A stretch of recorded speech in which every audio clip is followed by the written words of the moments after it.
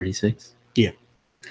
Welcome to MMA on the Rocks. My name is Bill Welker. You are listening to episode 136 of the podcast. We're coming off a huge weekend of UFC action, UFC 236 in Atlanta, Georgia. Before we get into that, let me introduce literally my right-hand man. For those of you not watching on YouTube, sitting directly to my right for a change, not all the way from frigid New Jersey, is Jeff, the Animal Wilson. Jeff, how's your Florida vacation going so far, my man?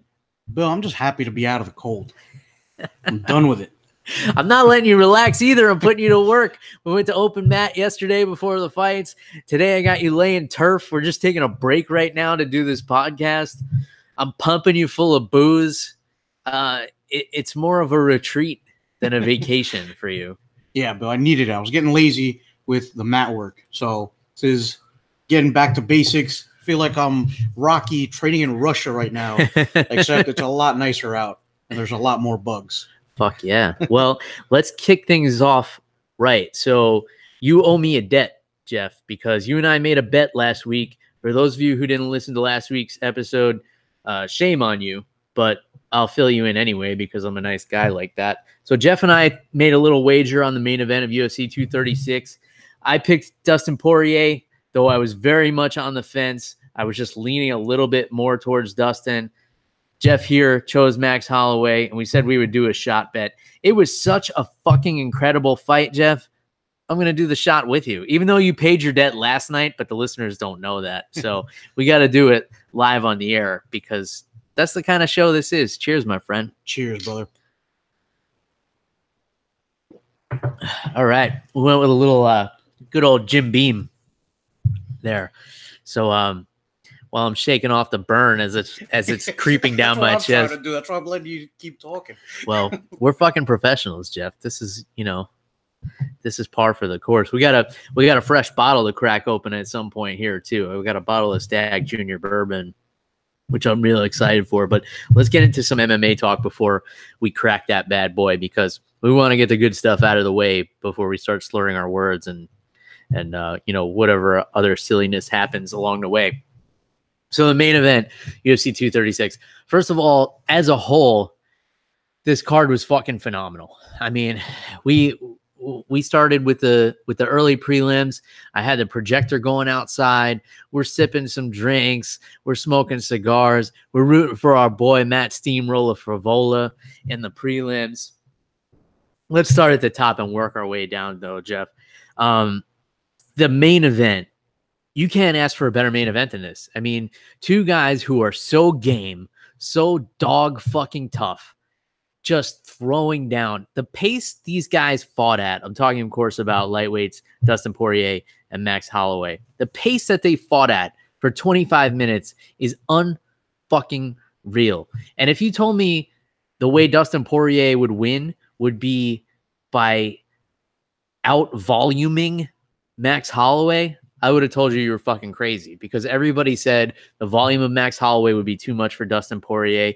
And even myself, you were there. I picked Dustin Poirier on the podcast last week. I thought the way he would win would be pressure, clinch, dirty boxing, maybe a couple of takedowns. I didn't think he would be able to submit Max again, but I thought he would control the ground game. I did not see him winning the way that he did.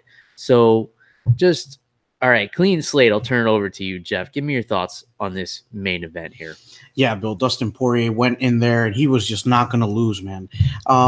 Excuse me. Max Holloway, doing his usual thing, moving around really well, but it felt like Dustin Poirier was just better at everything. In that first round, Dustin Poirier just unloading. It looked like he caught Holloway with a couple really hard shots, and at one point, it looked like he was going to tire himself out a little bit. Yeah. Because he had Holloway hurt. You can't blame him for that. But he took the second round off a little bit, it seemed. And then after that, it was the Dustin Poirier show again. Yeah, so he smelled blood in the water right off the bat. I think the plan may have been to try and knock him out in the first round, because it looked like Poirier was emptying the tank early in that first round. And then About 4 minutes into that first round, he started to pump the brakes a little bit. I think he realized, like, okay, this guy is going to be here in front of me for the next 4 rounds too. I better prepare for that now. And it was a good thing he did that, because there was a couple of times in the fight, he even said himself in the 3rd round, he was looking for a way out. Holloway hit him with some hard shots, and he said he didn't know if he was going to be able to recover. He hit him with some more hard shots. It looked like the tide was changing, but then Poirier dug down deep like the fucking animal he is and found a way to win. I thought it was a close fight. Now, if you look at their faces after the fact, it didn't look like a close fight.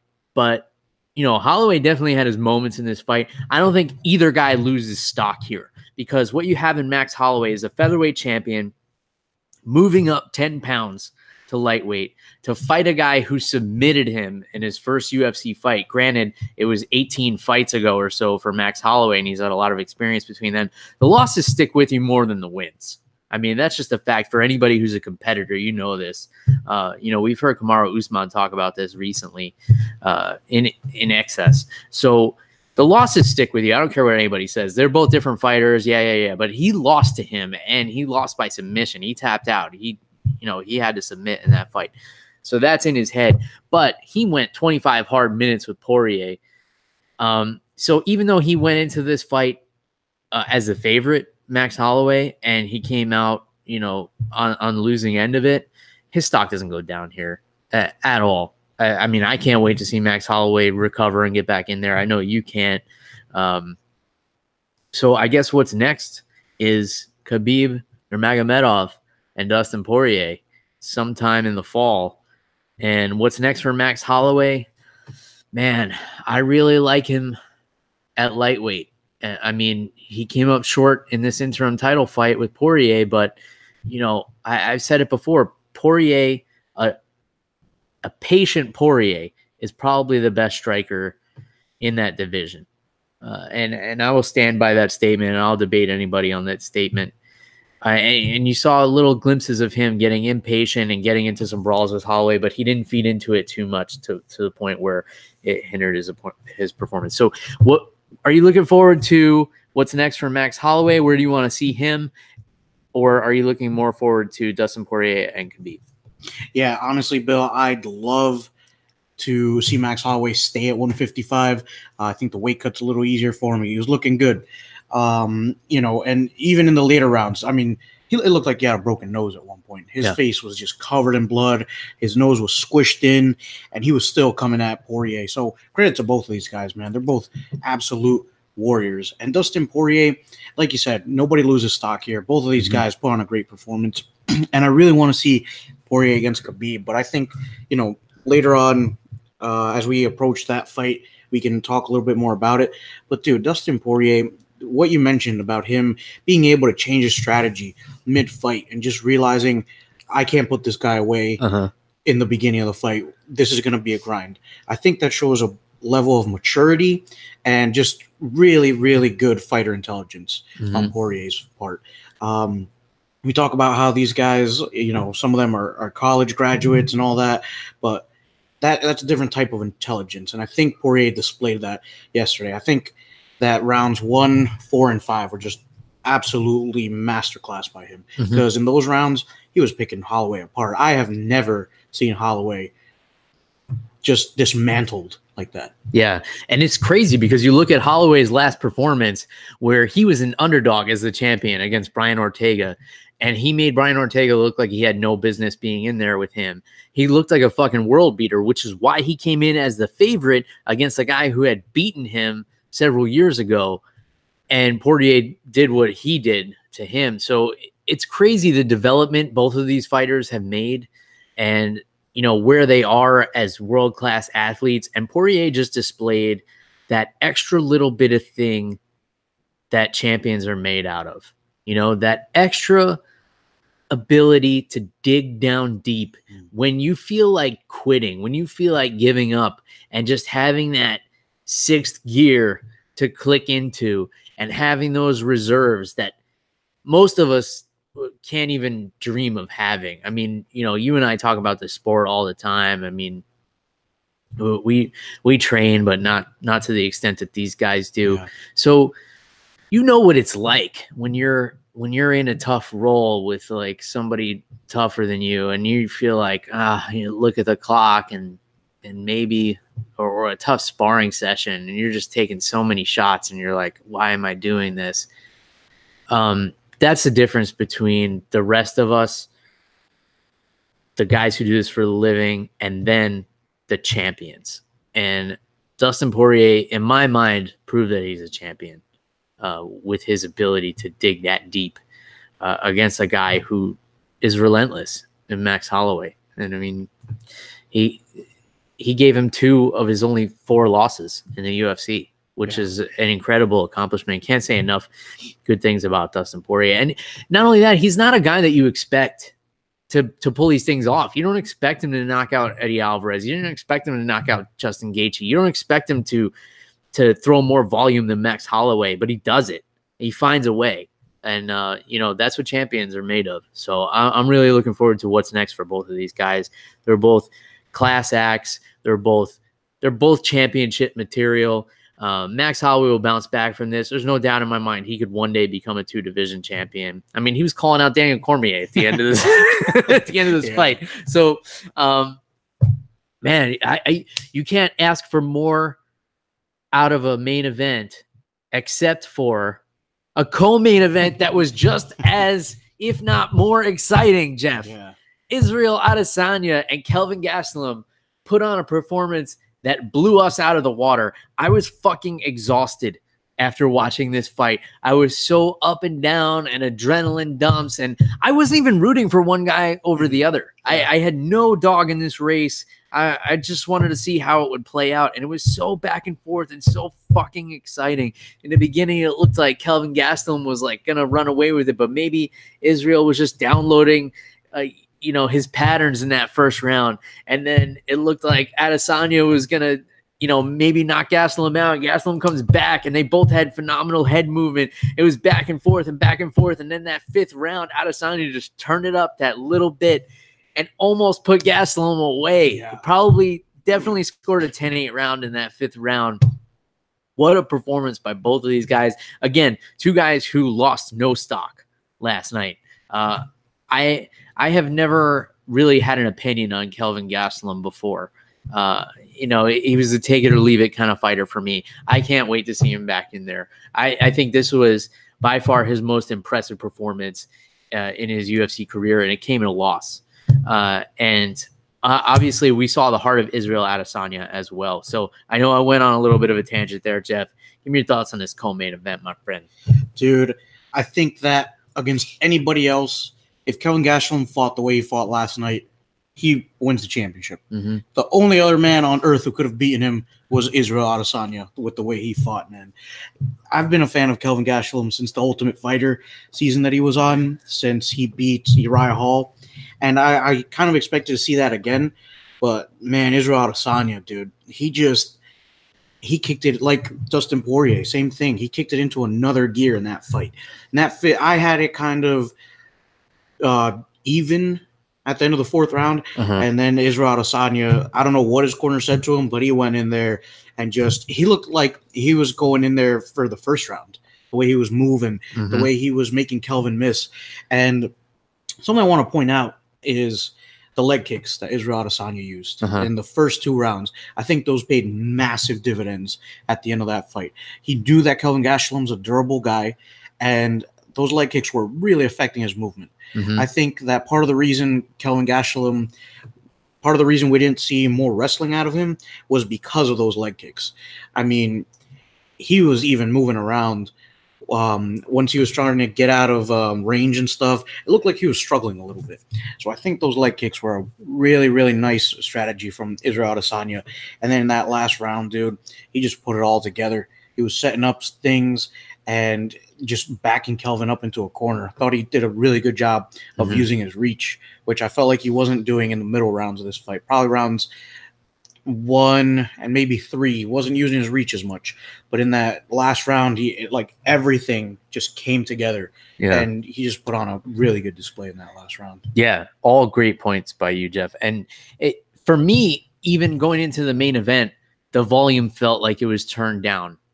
Like we were watching this outside on the projector. I felt like the crickets came out like right after this fight. And it was hard for me to even get into the main event because I just had such a dump after such a phenomenal performance by both of these guys. And then, you know, Holloway and Poirier brought me back to life, obviously. Yeah. But yeah, such an awesome performance. And I'll tell you what Adesanya's corner might have told him going into that 5th round, and they could have told him that he was losing the fight, because I could see an argument where Gastelum was up 3-1 going into that 5th round. And if that were the case, Adesanya came back and he did what he had to do, got that 10-8 round in the 5th. But if it were 3-1 Gastelum, that fight's a draw. And I wouldn't even be mad at that. That's the kind of fight where I'm like, I threw my hands up at the end and I'm like, fuck it, they both win. They both win in my book. You know, like I said, I've always been kind of take it or leave it with Gastelum. I can't wait to see him back in there. And I've never said that after any of his impressive victories. You know, there's always been some kind of thing. You know, he knocked out Michael Bisping, but he did it 3 weeks after Bisping had that fight with GSP, and he probably shouldn't have been in there. I don't know how he got cleared. And then, you know, there was always something with Gastelum. You know, he always won fights he wasn't really supposed to win. You never really saw this kind of performance out of him. And it was just so impressive to me. And the same with Israel Adesanya. We've never really seen him be pressured or tested. You know, the most pressure he's seen was probably from Brad Tavares, and it wasn't a lot. And in that fight, we saw him, you know, susceptible to wrestling later in the fight, and that was a 3-round fight. So you would think in a 5-round fight against a wrestler the caliber of Kelvin Gastelum, he would have gotten taken down a little more. He looked good on the ground. He had that one triangle locked up at some point. You know, he moved well. He sprawled well, and when he sprawled, you know, some rudimentary mistakes there on top from that top turtle position. But, you know, for a guy who's a kickboxing phenom, you know, he showed some pretty sound grappling as well. Any other thoughts on this fight, Jeff? Yeah, dude, I'd love to watch that one run back and have him do it again. But yeah, dude, I think that both of these guys, especially, you know, I've been watching Kelvin Gastelum from The Ultimate Fighter and just seeing that progression going from here to here and just from point A to point B. Same with Israel Adesanya, man. I if you had asked me today if they were to fight again, I'd probably still tell you that I think Kelvin Gastelum gets it because he's a better grappler. But Adesanya just mixed it all together at the end of that fight, man. Yeah. Just I actually just checking my phone here to pull up the card. I think both of these fights got fight of the night, Bill. They did, yeah. So the main and co-main got fight of the night. There was no performance of the night bonus. So $50,000 to all 4 of these guys. I mean, fucking sure. Yeah. I mean, I definitely got my money's worth. So let's talk about that, Jeff. So for those of you who don't know, you know, whether you didn't catch this card or, you know, maybe you watched it by some illegal means, which we definitely don't condone on this podcast, but I'll tell you about it anyway. So this was the first card where you are obligated to buy it through ESPN Plus. So you have to be a subscriber to the ESPN Plus platform to be able to purchase this pay-per-view for $65, whatever it is. So I went on through my computer. Like I said, I'm showing it on the projector in my backyard. I clicked buy now. The request couldn't go through.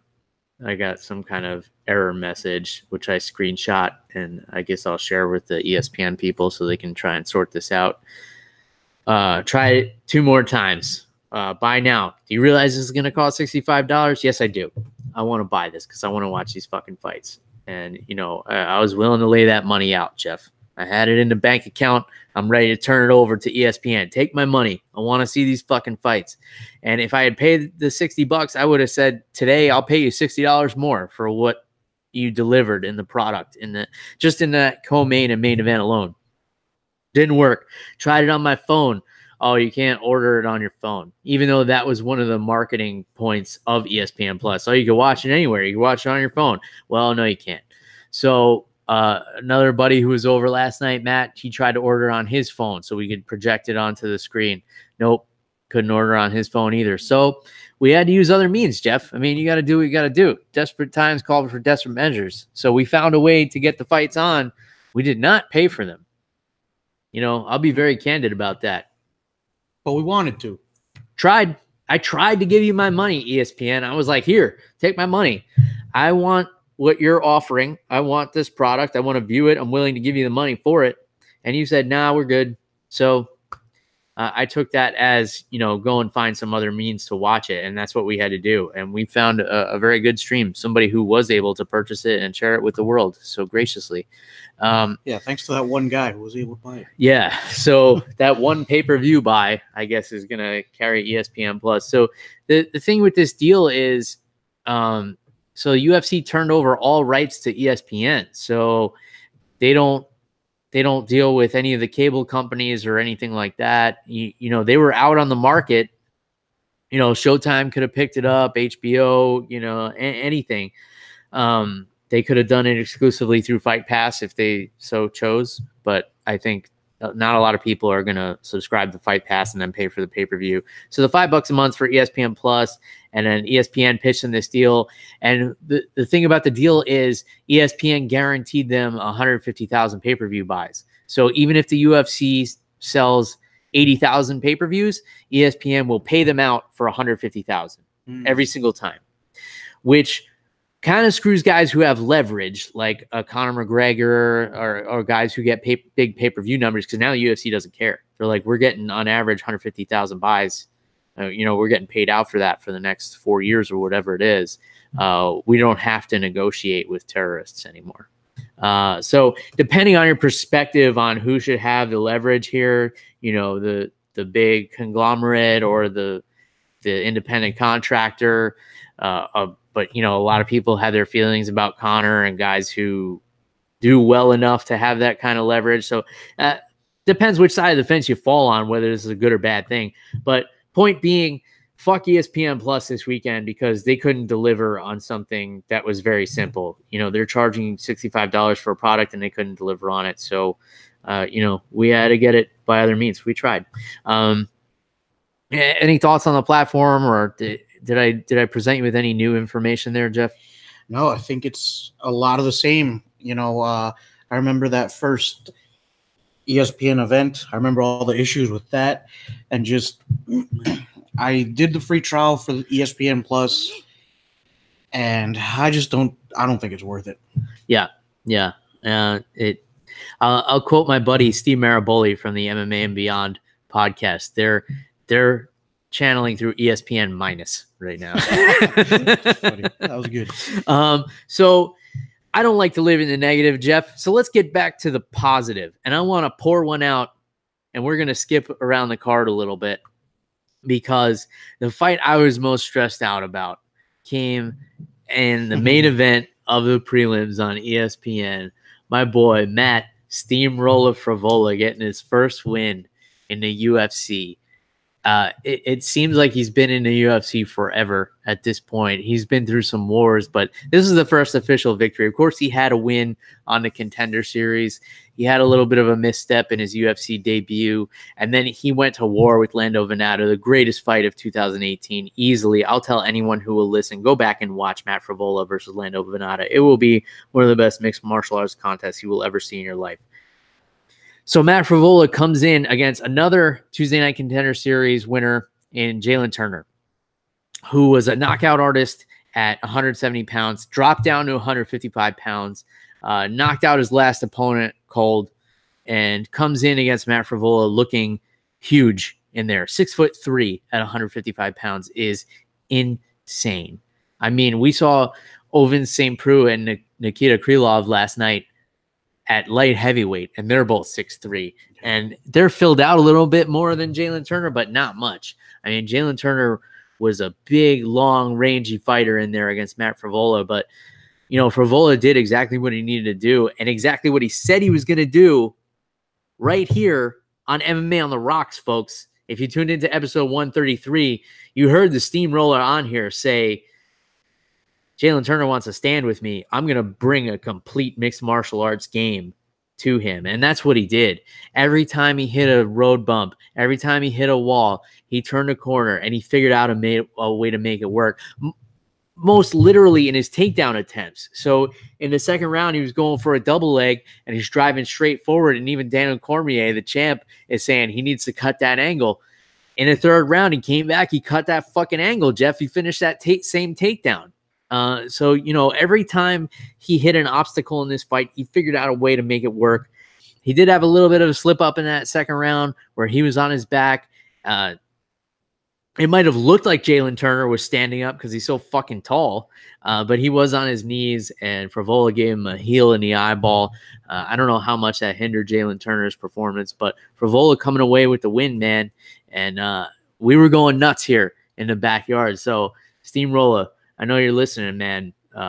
Congratulations on that fucking W, and thanks for giving us all a heart attack back here in Florida. We can't wait to have you back down here so we can celebrate with a drink. Jeff, give me your thoughts on Matt Steamroller Frevola over Jalin Turner last night. Yeah, congrats to Frevola. I mean, dude, he did not do much wrong. I mean, second round was a little tough, but everywhere he was looking really good. The striking, he was able to get inside Jalin Turner's, and I thought he was going to have a lot of trouble with that because Jalin Turner, like you said, he's probably got about 6 or 7 inches on Frevola. Yeah. I mean, and I even commented to you, Bill, that Turner looked like a middleweight.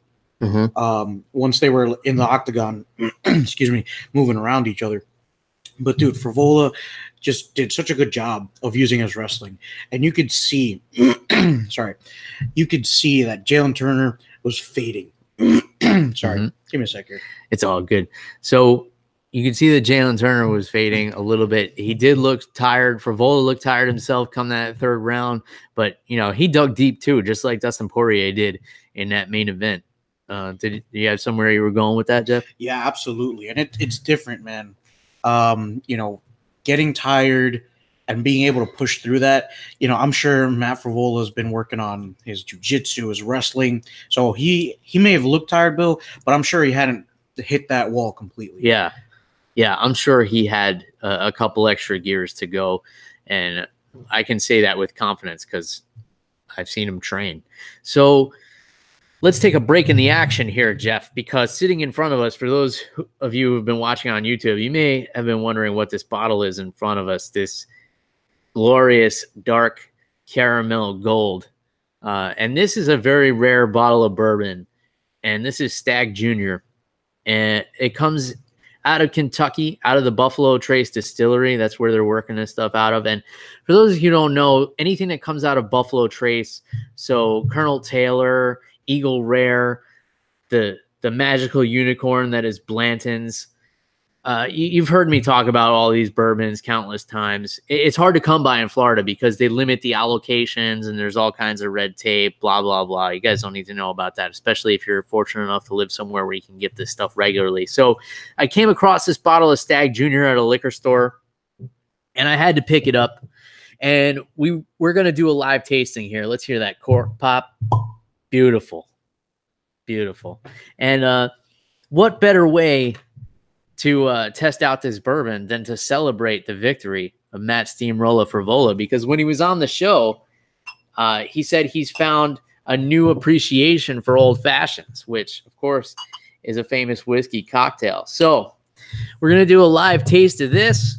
We're going to slow sip some Stagg Jr. from the Buffalo Trace Distillery. You guys can see it's a very attractive bottle with some deer antlers on there. Of course, a deer, stag, same thing.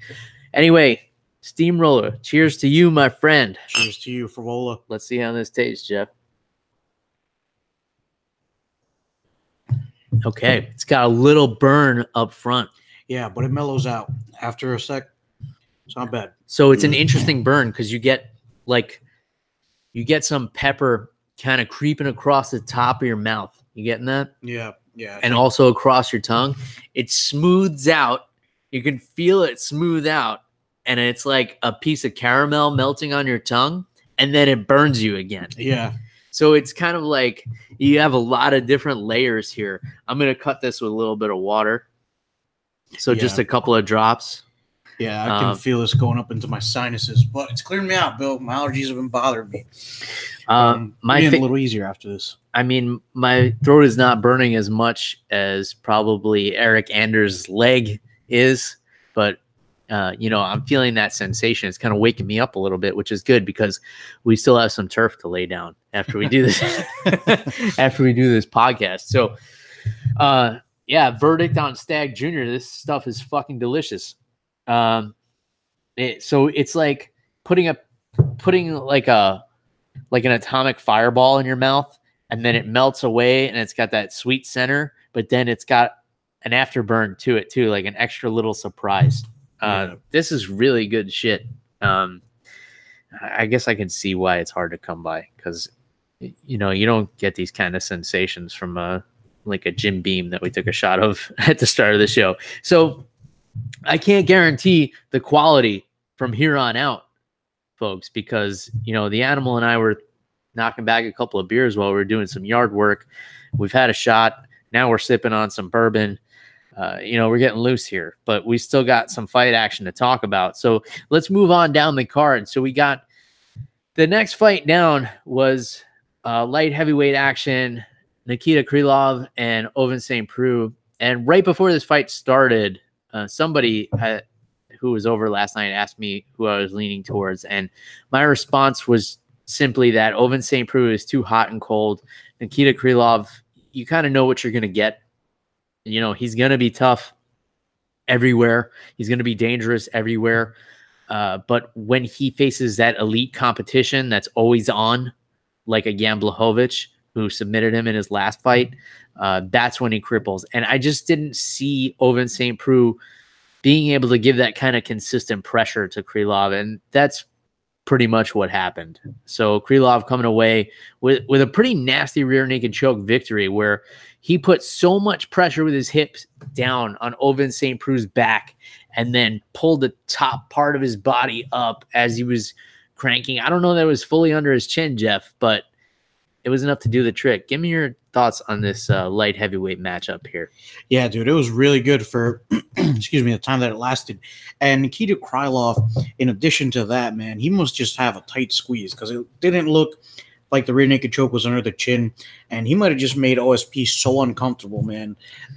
Just probably made it feel like he was going to break some of his teeth if he kept squeezing. Mm-hmm. And if you've never felt like that, go train jiu-jitsu. You'll see what I'm talking about. But yeah, dude, and it's not like OSP started off bad. He started off pretty well. He was shooting for takedowns.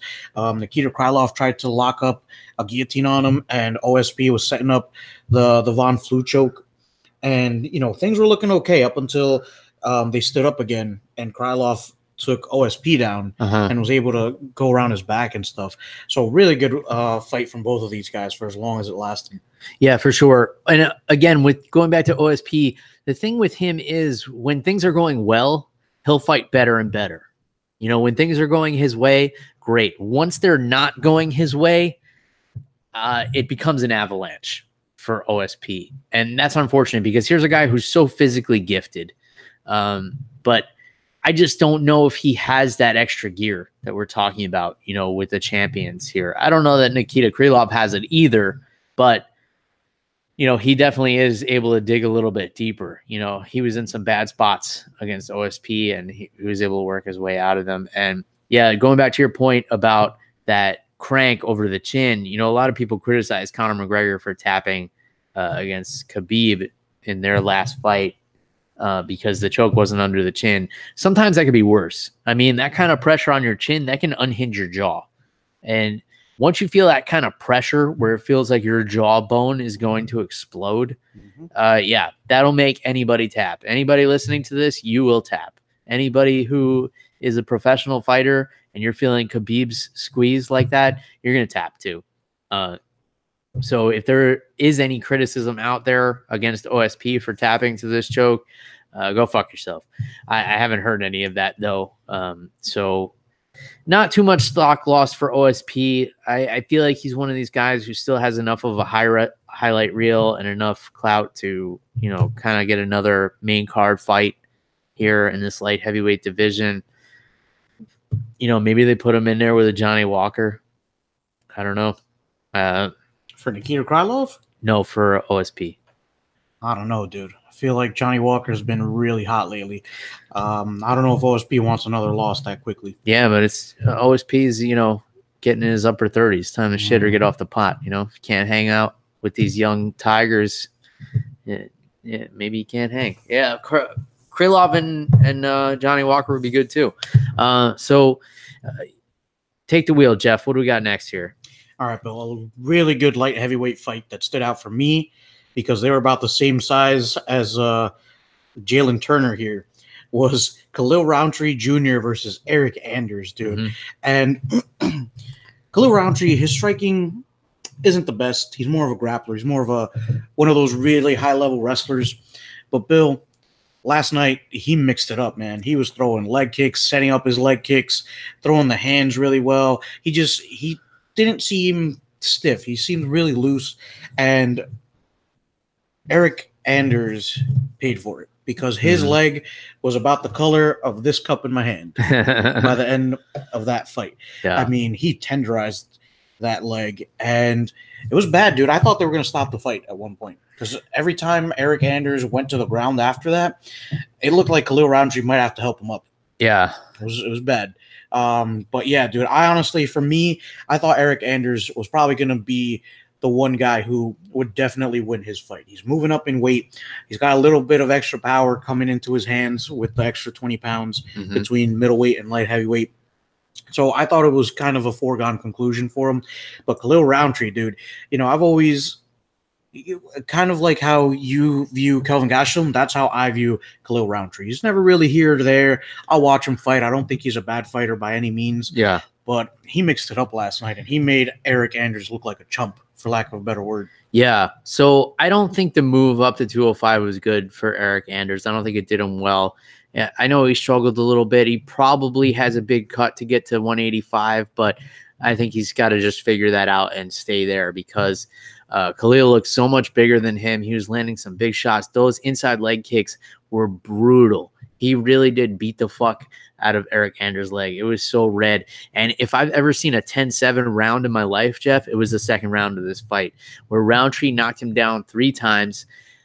If this is a boxing fight, they call it.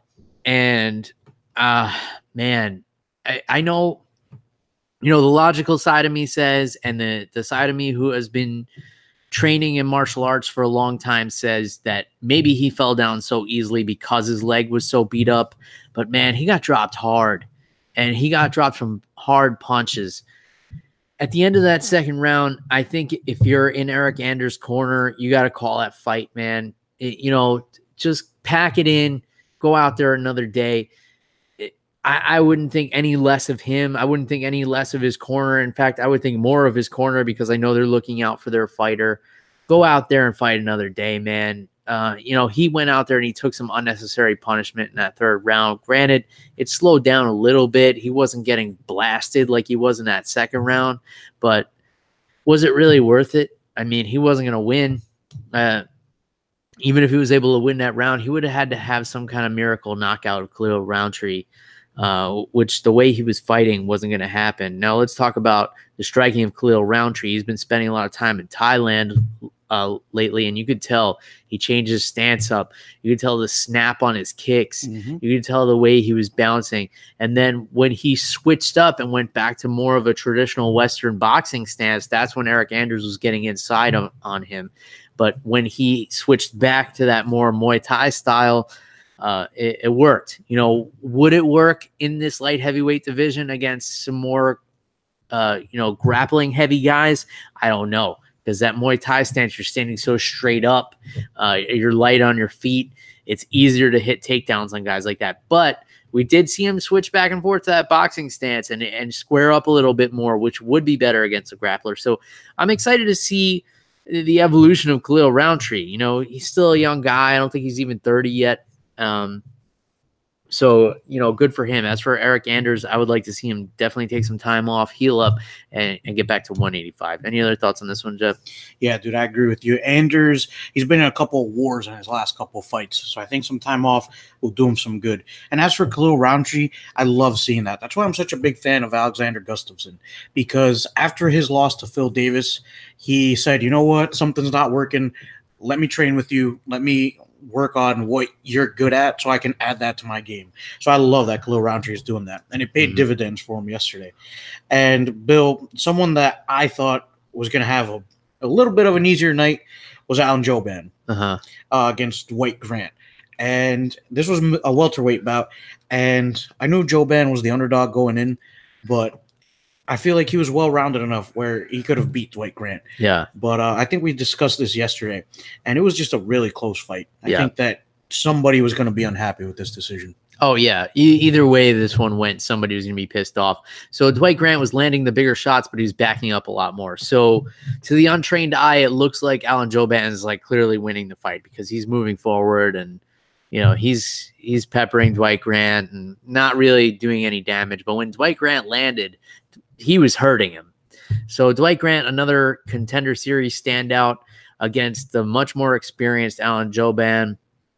And we saw Alan Jouban go for a takedown in the first round, like right off the bat. He was trying to take Dwight Grant down, and he couldn't do that. You know, we know Dwight Grant's training with Daniel Cormier out at AKA, so, you know, good luck taking guys coming out of that camp down, you know, when they're wrestling with guys like Khabib and Cormier and Luke Rockhold all the time. Yeah, good luck with that. So very unusual approach from Jouban. I feel like he didn't allow himself to get in his regular rhythm, and he was the aggressor. It may have looked like he was landing more shots, but Grant definitely did more damage with the shots he was landing.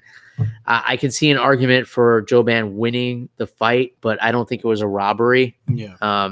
This is a great notch in the belt for Dwight Grant. I think a lot of lessons to be learned from this experience for both guys, and bright future for Dwight Grant. I think he's going to go far in this sport. I think this was, you know, he's able to blast a lot of guys out of there in the first round.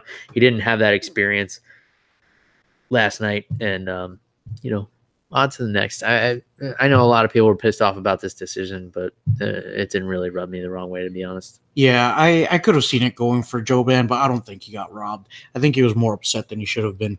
But moving back down the card, Bill. So co-main event, I guess you could call it, for the prelims was a flyweight fight, which, Bill, I know you weren't too excited about, but this ended up being a pretty solid scrap between Alexander Pantoja and Wilson Hayes. So two Brazilians, very different styles. Wilson Hayes, a jiu-jitsu black belt, but Alexander Pantoja went in there, did not even respect that, and just kind of beat the shit out of Wilson Hayes. Yeah. Put him down quick, and then just started throwing down the hammer fists, and the ref pulled him off pretty quick.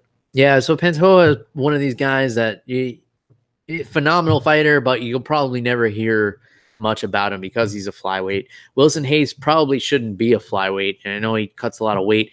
We keep hearing about his jiu-jitsu. He gets submitted last night. He gets submitted by a white belt in Demetrius Mighty Mouse Johnson, who, you know, obviously his grappling is not white belt caliber, but he was technically a white belt in jiu-jitsu at the time when he, you know, hit Wilson Hayes with that armbar. But the way he was able to do it was by grinding on him, wearing him out, and sucking the gas out of him, because he carries so much muscle at 125 pounds. You know, it's hard to have any endurance. So you could be the best jiu-jitsu guy on the planet, but if you're exhausted, you know, you're going to tap out when you're put in a precarious situation. And that's what continues to happen with Wilson Hayes. I would like to see Wilson Hayes move up to bantamweight. Pantoja, yeah, he might be the best flyweight that we have right now. So maybe Joseph Benavidez is next for him. Yeah, but the best flyweight we have right now, Bill, is fighting for the bantamweight championship. Well, I don't really even consider him a flyweight anymore. I think he's leaving that division in the dust. He said he doesn't want to make that cut anymore.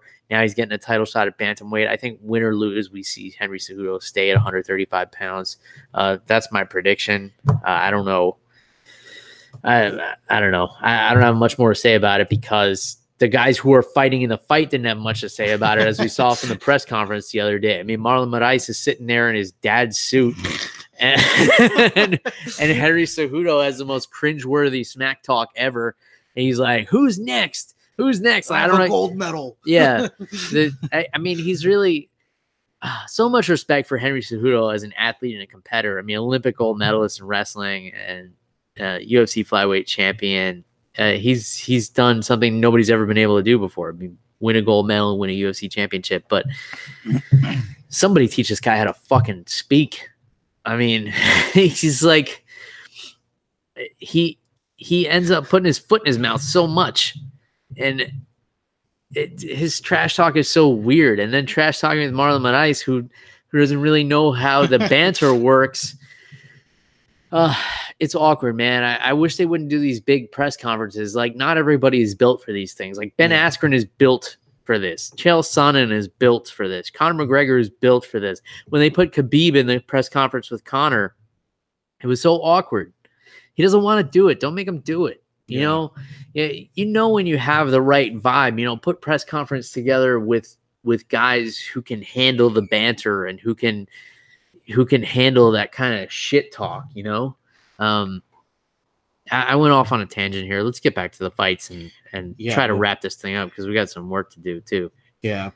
All right. So, Bill, there are 2 more fights I want to cover for the prelims because I didn't really get to watch the early prelims. I was eating, but because your wife made some very good chicken tacos. So, well, don't forget about the pulled pork. Oh yeah, the pulled pork was great too. Give me some props. There was a nice sweetness to it. From the apple juice. There's a nice sweetness to the Stagg Jr. too. I want to pour another one, but I might not be able to finish this yard work. Yeah. So, dude, Max Griffin versus Jalin Imadiev. I'm probably butchering his name, and I apologize. Yeah, but that's your MO, Jeff. Yeah, I don't get names right, but I can watch fights. So. But dude, speaking of Max Griffin, I don't remember his fight before this, but I remember being entertained by it, and I remember thinking I want to watch this guy fight again. So last night, put on a really good performance against Jalin, who is he's Russian. I don't know if he's out of Khabib's camp because I know Khabib's getting a really big MMA camp. He's got that going over in Russia. But Max Griffin out-grappled him, outstruck him. Just looked like it wasn't easy for him, but it looked like he was dominant everywhere in that fight. So I really want to see this guy work his way up the ranks. Max Griffin, super entertaining. He was just able to mix it up really well last night. Yeah. I'm with you on a lot of your points, but I feel like Max Griffin is forgettable. He had a win over a similar brawler in Mike Perry, where he beat him with straight punches and footwork, and he's great at that. He's good at, boxing the brawlers. So Imadiev, who, is blasting guys, I think he's 8-0 with 7 first-round knockouts, something like that. I might be pulling that statistic out of my ass, but that's fine. I've had a lot of bourbon. Max Griffin is great at dealing with guys like this. Straight punches, footwork. He got hit with some big shots by Imadiev. So the guy's got power. He can definitely crack. I don't know if he can crack with elite guys who can slow him down with grappling, guys who can slow him down with straight punches and footwork. So, other than that, not much of a thought on these two. When they're going to fight again, they're going to fight again. But I can't say that I'm going to be, chomping at the bit for these two to get back in there. When they do it, they do it. It's fine. Yeah, it's whatever. But hopefully, Max Griffin gets entertaining. Mm-hmm. But anyway, the last fight I want to touch on, Bill, because I don't care about Bilal Muhammad versus Curtis Millender, was this dude Khalid Taha versus Boston Salmon. Now, you've probably never heard of either of these guys, but I want to address this fight because the referee botched it so bad, Bill. Khalid Taha hit Boston Salmon hard early. Then he starts swarming him with punches. But Boston Salmon was covering up. It looked like he wasn't in too much danger, and the ref stopped the fight. And I knew it was a bad stoppage because Boston Salmon got up trying to grapple the ref. Yeah. I think he maybe the ref was a little nervous. I don't know if he's how many UFCs have been in Atlanta at this point. Not a lot. I know that was one of the first places they went back in the day, back in the Chuck Liddell days when they couldn't really find anywhere else to sanction it. I'm with you on this one, Jeff. I don't think it was a good stoppage. I think it was a poor job by the ref.